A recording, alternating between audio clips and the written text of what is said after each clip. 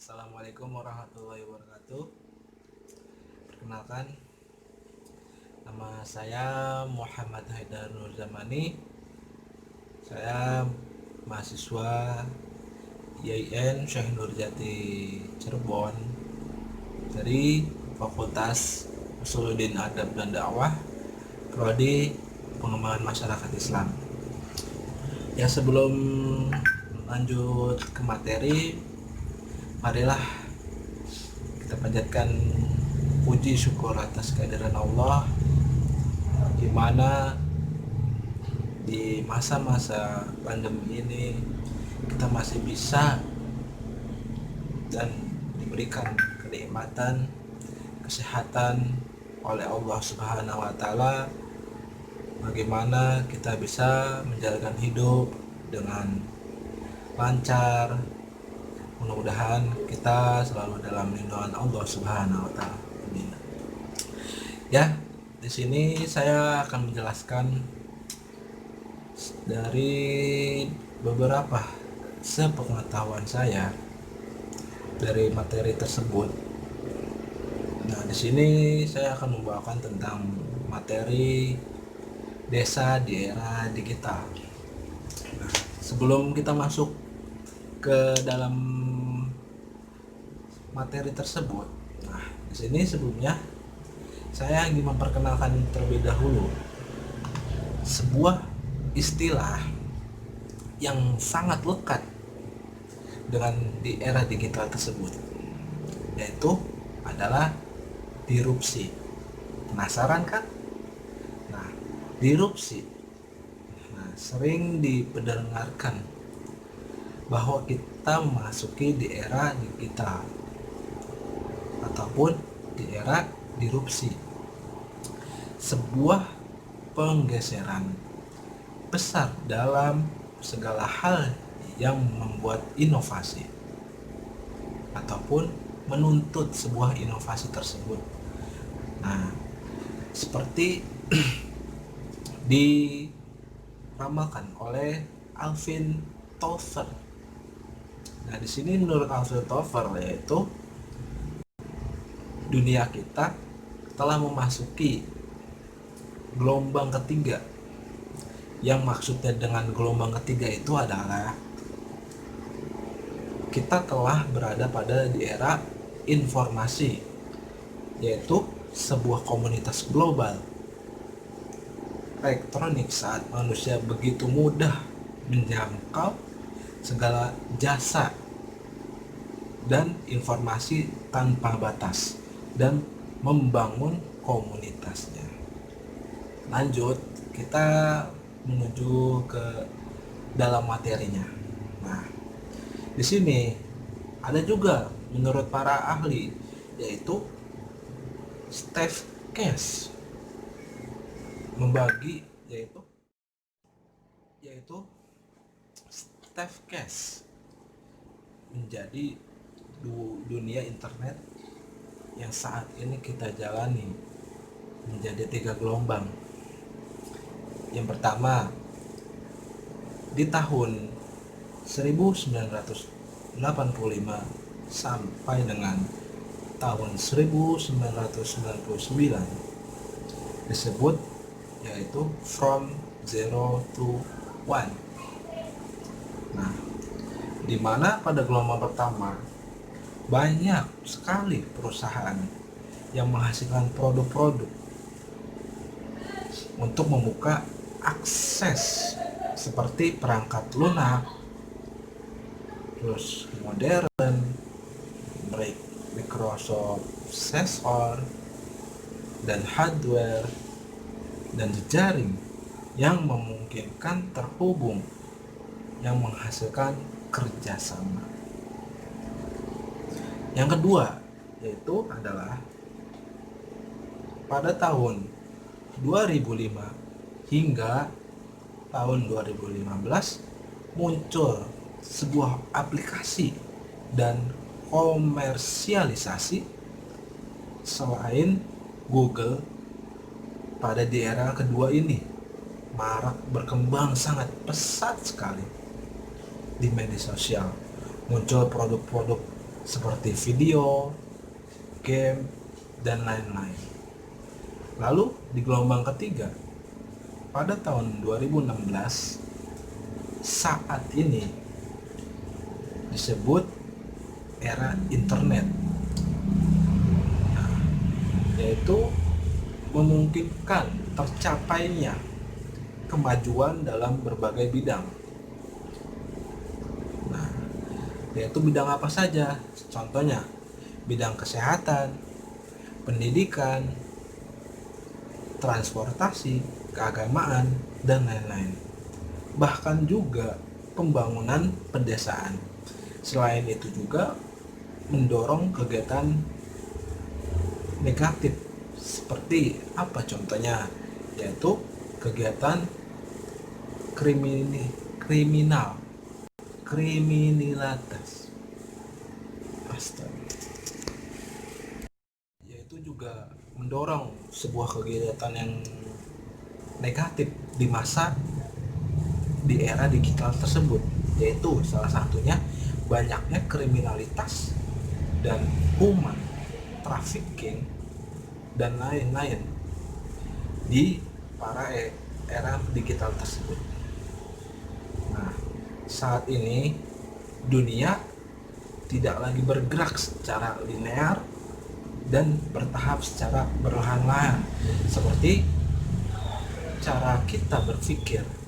Dunia bahkan bergerak sangat cepat dan semakin cepat. Nah, di era disrupsi ini merupakan suatu kondisi di mana terjadinya turbulensi saat banyaknya muncul sebuah inovasi yang baru. Jika orang tidak bisa mengimbangi daya perubahan zaman dulu hingga zaman sekarang, yaitu di masanya era digital tersebut, maka ia akan tertelan ataupun bisa dibilang akan tertinggal oleh zaman yang sekarang akan datang, yaitu zaman di era digital. Nah, yaitu di sini juga diperlukan ada suatu 3 hal bagaimana kita untuk menghadapi di era disrupsi tersebut, termasuk di dalam suatu pedesaan. Salah satunya yang pertama adalah sumber daya, baik sumber daya alam, lingkungan, sosial, fisik, dan finansial. Itu sangat penting. Salah satu bahan kita menghadapi di era disrupsi tersebut. Yang kedua yaitu bagaimana proses, cara-cara yang digunakan atau dipilih untuk mengelola sumber daya tersebut sehingga bisa menghasilkan sesuatu yang diproses oleh hal tersebut. Lalu yang ketiga yaitu tata nilai. Nilai apa? Yaitu nilai komitmen dan nilai-nilai yang dipegang oleh masyarakat dalam menghadapi di era disrupsi di pedesaan. Kita bisa mengajukan beberapa pertanyaan, yaitu salah satunya beberapa pertanyaan tersebut tentang desa di era digital tersebut. Yang pertama adalah ada suatu pertanyaan. Yang pertama, apakah desa telah mampu mengalokasikan berbagai sumber daya yang ada untuk mendukung berbagai inovasi? Tapi biasanya desa hanya baru sampai sebatas menjawab telah mengalokasikan, tetapi belum bisa menjawab suatu kebutuhan masyarakat karena tidak dilakukannya dengan sumber daya yang tepat, yang sesuai dengan kebutuhannya.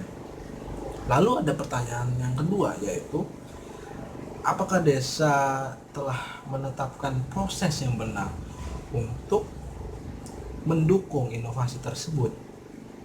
Adanya kegagalan biasanya disebabkan karena mengabaikan suatu proses pengambilan keputusan, koordinasi, dan protokol-protokol kerja di masyarakat tersebut. Nah, dari dua pertanyaan tersebut, dalam konteks pedesaan yang sangat perlu dikan adalah suatu adanya inovasi. Kenapa inovasi sangat dipentingkan di masyarakat?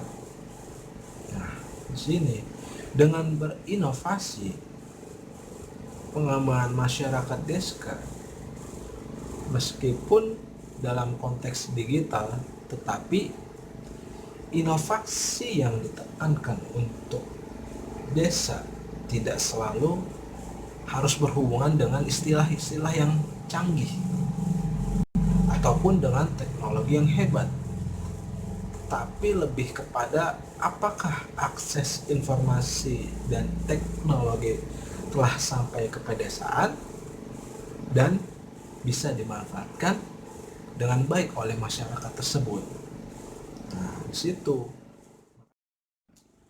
perkembangan di desa di era digital itu dapat dipengaruhi setidaknya ada beberapa faktor yang mempengaruhi tersebut. Yang pertama adalah apabila pendidikan mereka semakin baik di Indonesia, khususnya mereka yang berada di desa-desa, apabila pendidikan mereka semakin baik, tentunya hal ini dapat pula menjadikan mereka semakin melek atau ibaratkan semakin sadar akan teknologi informasi tersebut.